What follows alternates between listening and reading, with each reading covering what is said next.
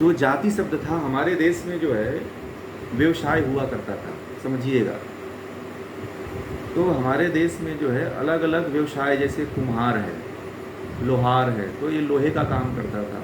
कुम्हार मिट्टी के बर्तनों आदि को बनाता था। जो है तलवार बांधने वाला, घोड़ा पालने वाला अलग होता था, गाय पालने वाला अलग होता था, हाथी रखने वाला अलग होता था, ज्ञान देने वाला अलग होता था। भारत में करीब कुल कितनी विद्याएं थी? 64 विद्याएं थी। कितनी विद्याएं थी? 64। ठीक है। और ये भारत के विश्वविद्यालयों में 64 विद्याएं पढ़ाई जाती थी। कितनी? भारत के विद्यालयों में, विश्वविद्यालयों में जो 64 विद्याएं पढ़ाई जाती थी, और इन 64 विद्याओं को पढ़ने वाले जो लोग होते थे, अपना जीवन जो है इस आधार पे जीते थे। ठीक है। और वहाँ पे वो लोग जो है जो जिसका जिसका व्यवसाय था वह उसका वर्ण था। ब्राह्मण, क्षत्रिय, वैश्य, शूद्र। तो जो ब्राह्मण होता है वो पढ़ने पढ़ाने का, दान लेने और देने का काम करता है। क्षत्रिय होता था जो राष्ट्र की रक्षा के लिए काम करता है। जो वैश्य होता था जो पशुपालन, व्यापार आदि करने का काम करता था। जो शूद्र हुआ था वह कुछ नहीं कर पाता था, उसकी बुद्धि कम होती थी, वो पढ़ नहीं सकता था, उसके अंदर ज्ञान लेने की, सुनने की, न देश रक्षा करने की क्षमता नहीं होती थी। तो वो इन तीनों वर्णों में जाकर के नौकरी करके अपना धंधा, अपना परिवार आदि चलाता था। तो ये क्या गलत है क्या? ये तो आज भी हो रहा है कि नहीं हो रहा है? बताइए। हो रहा है ना? ये आज भी चल रहा है कि नहीं चल रहा है? जो कुछ नहीं कर पा रहा है वो तो कहीं जाकर नौकरी कर रहा है ना। किसी ना किसी के यहाँ कोई ड्राइवर हो जा रहा है, कोई किसी के जा कर के फूल को देख रहा है, किसी के यहाँ खाने बनाने का काम कर रहा है। तो वो तो पहले भी थी परंपरा।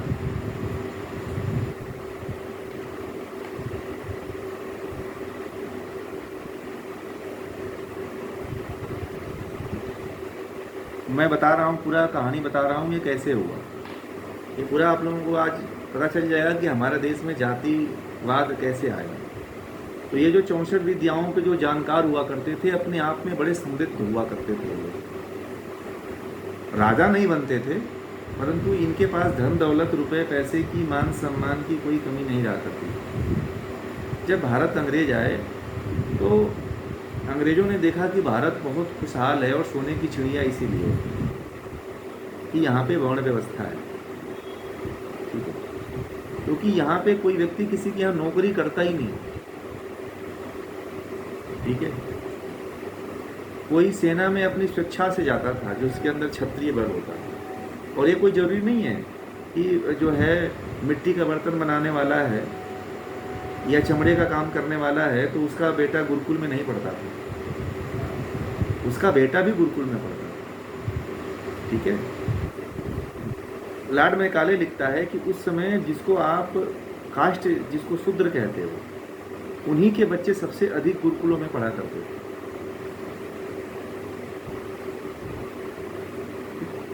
अब आते हैं मुख्य बात। तो जब अंग्रेज़ों ने देखा कि भारत को तोड़ना है, भारत से ये सिस्टम ख़त्म करना है, अपना गुलाम इनको बनाना है, तो उन्होंने इसको कास्ट, एक शब्द आया, कास्ट में उन्होंने डिवाइड कर दिया। और जो अपना व्यवसाय करने वाले लोग थे, इनको इनके अंदर हीन भावना उत्पन्न करना शुरू कर दिए कि तुम लोग जो है, तो उनको उन्होंने एक लिस्ट बनाई और जो व्यवसाय करता था उसको उस व्यवसाय का नाम दे दिया, उसको कास्टिज्म नाम दे दिया। कैटेगराइजेशन उन्होंने ही किया है, मुसलमानों ने नहीं किया। मुसलमान तो लूटने और खाने में ही मस्त थे, उनको कोई इस सब की परवाह नहीं थी। सबसे अधिक यदि देश की क्षति यदि किसी ने किया है तो वो है अंग्रेजों ने किया। अपने बुद्धि से भारत को एकदम तहस नहस कर दिया।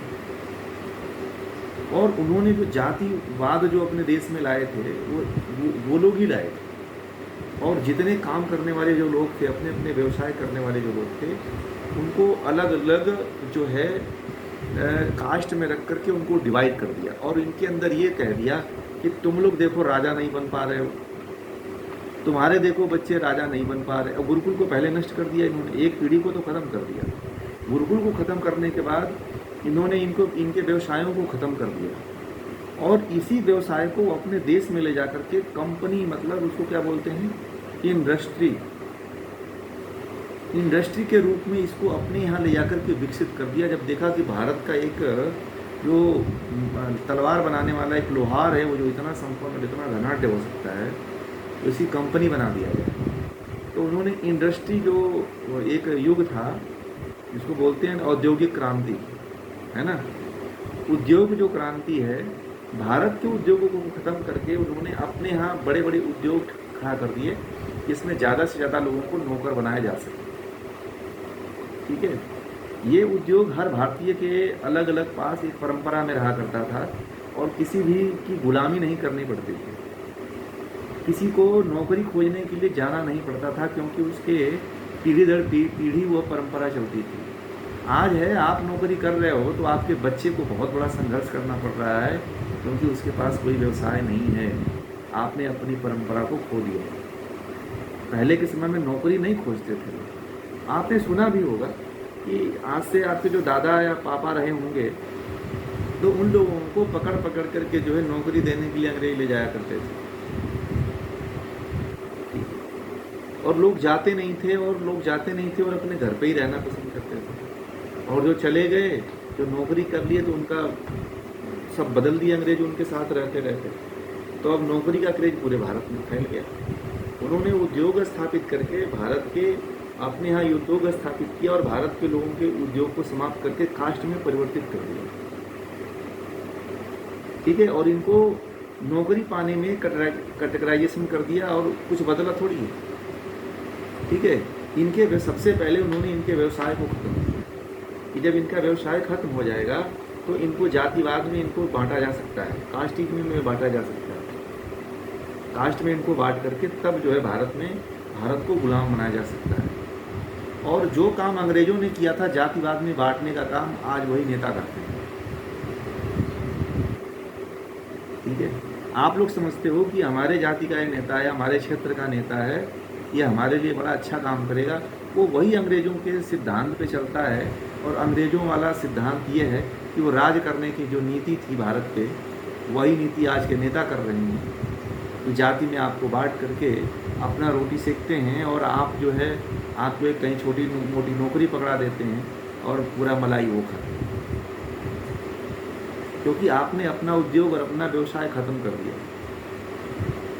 ठीक है, आप लोगों को नहीं पता है कि यही लोग जो है राजा को टैक्स देते थे। कौन देते थे? जिनका खुद का व्यवसाय, जिनको आजकल जाति के रूप में बांट दिया गया, यही लोग राज्य के को टैक्स देते थे, जिससे राज्य चलता था। आप सोचो कितना बड़ा जो है नुकसान हुआ है हमारा देश का। और इन्होंने क्या किया कि जो यही व्यवसाय था, इसको उद्योग के रूप में अपने यहाँ स्थापित करके और हमारे ही लोगों को नौकर बना के ले गए लोग। और आज भी हर भारतीय जो है जाकर के उनको उद्योग में वही काम करता है, उसमें मैनेजर बन गया है, उसमें ये बन गया है, उसमें वो बन गया है, वो बन करके उनका नौकरी कर रहा है, अपने व्यवसाय को छोड़ दिया। तो जाति जो आई है वो केवल औद्योगिक क्रांति को स्थापित करने के लिए लाई गई थी। जो जाति जो शब्द थी, जो जाति आज जो कैटेगराइजेशन हुआ है, जो जाति लाई गई थी, वो केवल जो है और उद्योग को बढ़ाने के लिए जो है यहाँ पे स्थापित किया गया था। और देखिए आपका भी बच्चा कहाँ जाने के लिए तैयार है? उद्योग को स्थापित करने के लिए। अपनी पारंपरिक धंधा को, अपने पारंपरिक बिजनेस को आप छोड़ चुके हो। आप जिसको कहते हो कि हम छोटे थे, नीचे थे, आप ये सोचो जो राजा को टैक्स देते थे लोग, जिनके बल पे राज्य चलता था, जिनके जल पे गुरुकुल चला करता था, ये लोग गुरुकुल को यही लोग पैसा देते, गुरुकुलों को। आप लोगों को पता है राजा दिया करता था, जो जिनका व्यवसाय था यही लोग दिया करते थे। ये लोग कोई छोटे मोटे गरीब व्यक्ति नहीं हुआ करते थे। ठीक है, इनका व्यवसाय बहुत तगड़ा था, बहुत इनको पैसा आते थे। गाय पालने वाला, जो पशु पालने वाला होता था, ये बताइए आपने पशु पालते थे नंद जी गरीब थे क्या? नंद जी के पास नंद जी को कहा जाता है कि नंद जी के पास 1 लाख से ऊपर गाय थी। और प्रतिदिन जो है 10 बैलगाड़ियों में भर करके घी, मक्खन और दूध भेजा जाता था मथुरा में कंस के पास। तो बताइए, अब बताइए इसमें कौन गरीब था या कौन नीच था, बताओ आप। क्या नंद के नीच थे या नंद जी गरीब थे? हैं? परंतु देखो हमारी परंपरा को इन्होंने कैसे खत्म किया। और औद्योगिक क्रांति की जो ये लोग नारा देते हैं, औद्योगिक क्रांति का, हमारे उद्योग के, हमारे जो लोगों का व्यवसाय था उसको तोड़ करके इन्होंने औद्योगिक क्रांति का नाम दिया। हमारे देश में कोई फैक्ट्री नहीं हुआ करती थी, हर लोगों की फैक्ट्री अलग अलग होती थी और किसी को नौकरी के लिए किसी के पास जाना नहीं पड़ता था। राजा के यहाँ कोई जिसके पास योग्यता होती थी वही जाता था और राजा के आग्रह पर ही, राजा जब परिवार से सहमति लेता था तब अपने सेना में और अपने जो है मंत्रिमंडल में लोगों को शामिल करता था योग्यता देखकर। लोग अपने आप में मस्त थे, गरीब कोई नहीं था, सब अमीर थे, समझ रहे हैं। तो जो कास्टिज्म है वो अंग्रेजों की सबसे बड़ी देन है। और ये जो हम लोग जो लड़ रहे हैं ना, और ये जो देखिए जो काम अंग्रेजों ने किया, हमको बांट करके जाति में बांट दिया, वही काम हमारे नेता कर रहे हैं। परंतु आज हमारी जो जनता है वो समझने के लिए तैयार नहीं, क्योंकि उसको पता ही नहीं, रहस्य ही नहीं पता है कि कहाँ से ये शुरू हुआ है। समझ में आ गया? जो जो व्यवसाय करने वाले थे, जितनी जातियां हैं वो सब व्यवसायी जातियां हैं। इतने लोगों को अलग अलग कहा है ना, एसटी, ओबीसी, जनरल, ये सबका जो जो अपना अपना व्यवसाय था ये खत्म करने के लिए उन्होंने किया। और सबसे बड़ी बात है कि जो हाई लेवल के थे उनको भी, जो ज्ञान रखने वाले लोग थे उनको भी जो है उन्होंने जाति में बांट दिया।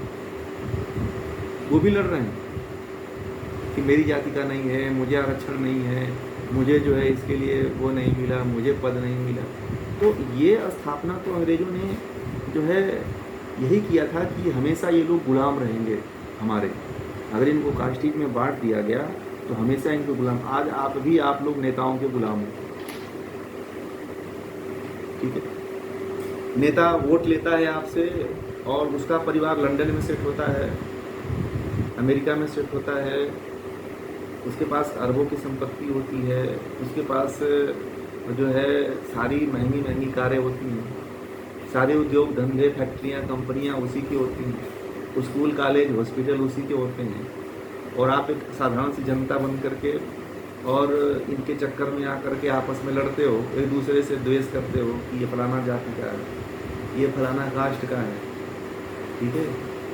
ये बहुत बड़ा अंग्रेजों का दिया हुआ बस सिद्धांत पे बस लोग चलते हैं, तो बाकी कुछ है नहीं। अगर आप इसकी गहराई में जाओ आप, तो आप लोग देखोगे भारत की बहुत बुरी स्थिति है। आज हर कोई अपना अपना समाज खड़ा कर लिया। क्यों? ये जो भारत में अंग्रेजों ने जाति को और बांटने के लिए एक और काम किया, पता है क्या? जो इसमें बहुत सी महिलाएं जुड़ी होंगी, क्लब की स्थापना किया। पुरुषों को जोड़ने के लिए क्लब की स्थापना किया उस अंग्रेजों ने, और महिलाओं को जोड़ने के लिए उसने एक 2-3 उसके क्लब हैं, इनर हिल्स। और कौन से क्लब हैं महिलाओं को पता है आप लोगों को? उन्होंने 3-4 जो है क्लब खोले भारत में कि ये हमारे अनुसार चले, ठीक है। भारत के हर मुंबई है, मद्रास है, कलकत्ता है, चेन्नई है, आप जाओगे तो आज भी यहाँ पे क्लब चलते हैं, ठीक है। और महिलाओं में भी क्लब चलता है, पता है। और महिलाओं को वहाँ पे क्लब का मेंबर बनाया जाता है, उनको उसका बड़ा पद दे दिया जाता है। और पता है उसको संचालन उसका कौन करता है? आज भी ब्रिटेन करता है, पता है आप लोगों को? आज भी इन क्लबों में जो महिलाएं जो अपने आप को गौरवान्वित होती हैं, घरों में बैठी हुई हैं, जो बड़े बड़े लोग हैं, इनर क्लब है, व्हील क्लब है, रोटेटरी क्लब है, समझ रहे हैं? अब नाम याद आ गया मुझे। Inner club, rotatory club, wheel club, ये जो जितने क्लब चल रहे हैं सबका सब मालिक कौन है? अंग्रेज। तो जितने भी क्लब व्यवस्था जो स्थापित किया था, भारत में चौपाल व्यवस्था थी, तो चौपाल व्यवस्था को उन्होंने ख़त्म कर दिया और चौपाल व्यवस्था को ख़त्म करके उन्होंने क्लब की स्थापना की, ठीक है। महिलाओं के लिए अलग क्लब बनाया, पुरुषों के लिए अलग क्लब बनाया उन्होंने, और क्लब बना करके भारत के लोगों को डाइवर्ट करने के लिए भारत के लोगों को वहाँ पे कुछ गेम रख दिया, कैरम बोर्ड रख दिया, कुछ अपने खेल उन्होंने रख दिया। भारतीय जो पहले ढोलक या ताल या बाज या जो हुआ करता था उसको ख़त्म कर दिया कि क्लब रहेगा तो बीमार पड़ेंगे। अगर ढोलक झाल मंजीरा और भजन गाएंगे तो ये इनको कोई बीमारी नहीं होगी। इतनी बड़ी साजिश उन्होंने जो हमको आज दे के गए हैं उसको हम लोग ढो रहे हैं। आज हम लोग इकट्ठा नहीं होते, समझ रहे हैं? तो बहुत बड़ा जो है षड्यंत्र है, और इस षड्यंत्र का आज भी हम लोग गुलाम हैं, आज भी उसको पालन करते हैं, आज भी उसी राह पे चलते हैं हम लोग, और उसके पीछे कोई मंथन करने वाला नहीं है। राजीव भाई थे, आए थे, उसी परंपरा का हम लोग निर्वहन कर रहे हैं, बाकी उसके बाद इस परंपरा को कोई आगे नहीं बढ़ाता है। ठीक है, तो इस तरह से जो है हमारे देश में ये व्यवस्थाएं चल रही हैं, और उसी आधार पे हमारे देश में समाज का बंटवारा हो गया। व्यापार करने वाले ने अपने अलग समाज बना लिया, पढ़ने वाले लोगों में जज, आज देखो जज वालों की अलग एक समाज है, उन लोगों का अलग एक क्लब है। आप जाओगे जो जो कैप्टन हैं या जो एरोप्लेन चलाते हैं उनका एक अलग समाज है, समझ रहे हैं? इस तरह से हर तरफ से उन्होंने ऐसा बांटा है, हम लोग कभी इस गुलामी से निकल नहीं पाएंगे।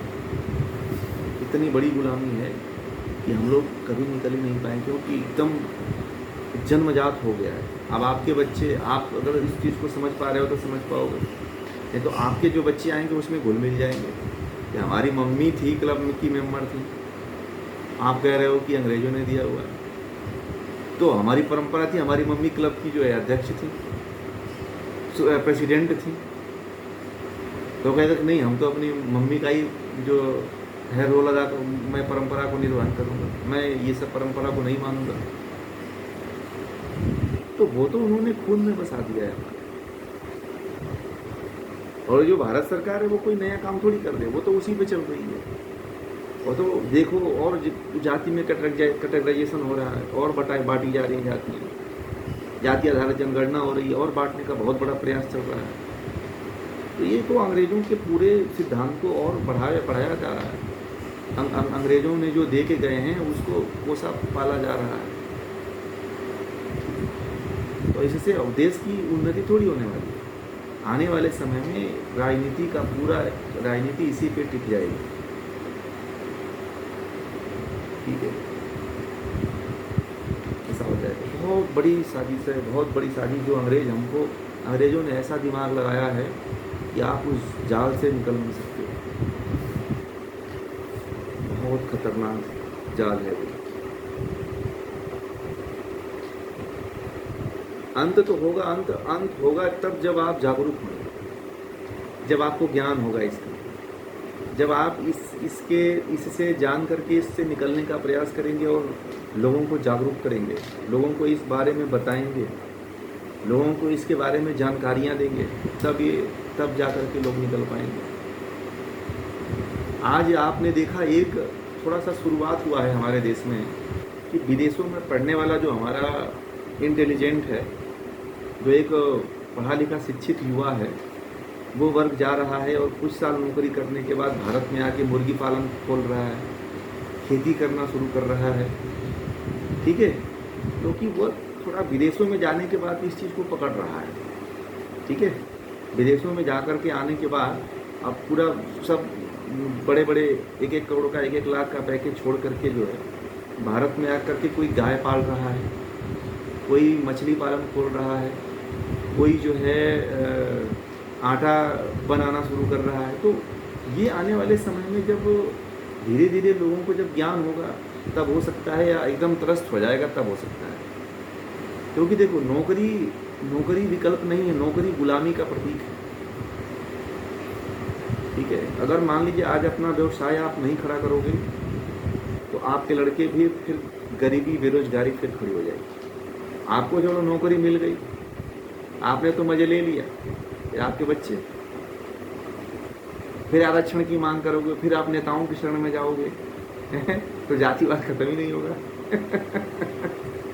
बोलेगा कि बोलोगे आरक्षण कम पड़ रहा है, हमारे बेटे का नौकरी लगाओ। जब नौकरी लगा देगा तो उसके चंगुल में आ जाओगे आप, वो जो कहेगा वो आपको करना पड़ेगा।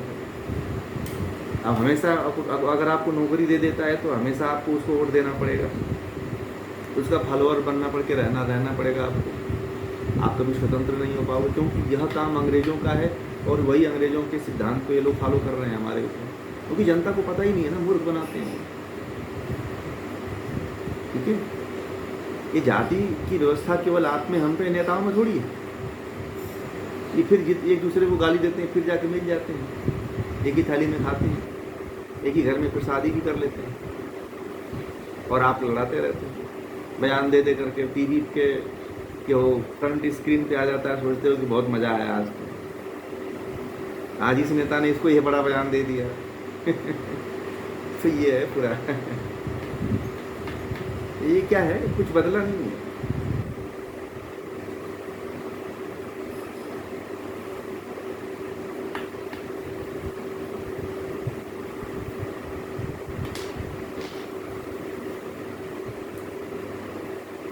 पूरा अभी बहुत झूठ है, अभी बहुत झूठ है, अभी इतना बड़ा, अभी आपको एक झूठ अभी आपको पता है, अभी आपको एक झूठ पता है, अभी इतना बड़ा झूठ है कि आपको तो बहुत सी चीज़ें पता ही नहीं।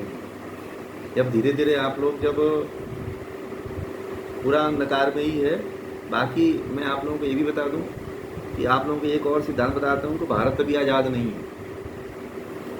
ठीक है, भारत जो है अभी आज़ाद देश नहीं है। ट्रांसफ़र ऑफ पावर एग्रीमेंट केवल के एक संधि के हस्ताक्षर है। ठीक है, और भारत में जो स्थितियाँ आ रही हैं, जो भारत में जो परिस्थितियाँ आ रही हैं, भारत को भी कितने साल हो गए, 77 साल हुए हैं अभी। ठीक है, 77 साल अभी, और 20, 25, 24, 22 साल, 23 साल, 24 साल अभी संधि अभी बाकी है। देख लेना, इससे पहले या इससे बाद में कोई ना कोई विश्व युद्ध छिड़ेगी। ठीक है, युद्ध छिड़ेगी या कोई ना कोई ऐसा तख्ता पलट होगा। ठीक है, और फिर जो है भारत की जो संधि है, जो भारत की संधि को इंग्लैंड कभी भी तोड़ सकता है। उसके आज जैसे भारत ने पाकिस्तान की संधि को तोड़ दिया ना, उसी तरह से इंग्लैंड भी भारत की संधि को कभी भी तोड़ सकता है। ठीक है, और आपको पता है कि आज इंग्लैंड पे किसका राज चल रहा है। भारत सोया हुआ है, भारत सोया हुआ है, और भारत पे, इंग्लैंड पे किसकी हुकूमत आने वाली है आप लोगों को पता भी चल गया होगा। ठीक है, तो आने वाले समय में शांति कौम के लोग जो है इंग्लैंड पे पूरी तरह से हावी हो चुके हैं, और वहाँ से भारत को गुलाम बना लेंगे। सोएगा है भारत, फिर विश्व युद्ध होगा तो जो लड़ेगा वो बचेगा। गुलाम अब आने वाले समय में हो जाओगे, क्योंकि वहाँ पे हावी हैं, वहाँ पे जो वोटर्स हैं वो सबसे अधिक वही बढ़ रहे हैं, उनके ही वोटर्स ज़्यादा बढ़ रहे हैं वहाँ पे। आने वाले समय में उनकी संख्या वहाँ बहुत ज़्यादा है, तो आने वाले समय में राज भी जो है प्रधानमंत्री या राष्ट्रपति भी उन्हीं का होगा। तो वो कभी भी वो अपना ये जो संधि है उसको कभी भी समाप्त कर सकता है, और ये सत्ता लागू करके आपको कर देगा, आप तो गुलाम हो ही, क्योंकि हमारे नेताओं ने कुछ परिवर्तन किया ही नहीं। तो वो उसी गुलामी के सिद्धांत को आपके ऊपर राज करते आए, और बाद में कह देंगे कि भैया हम कुछ कर नहीं सकते हैं, क्योंकि आप तो अपने सिद्धांत पे जगह ही नहीं, आप अपने पैरों पे खड़े ही नहीं हो। मैं आप लोगों को एक दिन और कहा था कि आरबीआई भारत की संस्था नहीं है। मैं आप लोगों को एक दिन और कहा था कि आरबीआई जो है इंग्लैंड सरकार की जो है संस्था है। ठीक है, बताएं क्यों, कहाँ से? अब सुन लीजिए, भारत सरकार जो है जो नोट छापती है तो उस पर लिखती है कि मैं धारक को इतने रुपए देने का अदा करता हूँ, और भारत सरकार जो है एक नोट छपवाने के लिए जो है जो चेन बनता है ना, जो आप लोग चेन पहनते हो, 24 कैरेट जो है सोना देती है आरबीआई को। कितना? 24 कैरेट सोना जो है एक नोट छापने के लिए भारत सरकार आरबीआई को देती है। आप लोगों को नहीं पता है तो आरटीआई मैंने भेजा था ग्रुप में, शायद आप लोगों ने पढ़ा है कि नहीं पढ़ा है तो पढ़ लेना। उस आरटीआई में भारत सरकार ने खुद लिखा है, खुलासा किया हुआ है कि एक नोट छापने के लिए हम जो है 24 कैरेट सोना जो है आरबीआई को देते हैं। ठीक है, तो आप लोग समझो। और हमारा जो खजाना है, हमारा जो खजाना है वो हमारा जो खजाना है वो किसके पास में है? आरबीआई के पास में है। आरबीआई का मालिक कौन है? मैं अभी बहुत ज़्यादा बोल दिया आज। आरबीआई का मालिक कौन है? हाँ, जैकब रोथसचाइल्ड। हम्म।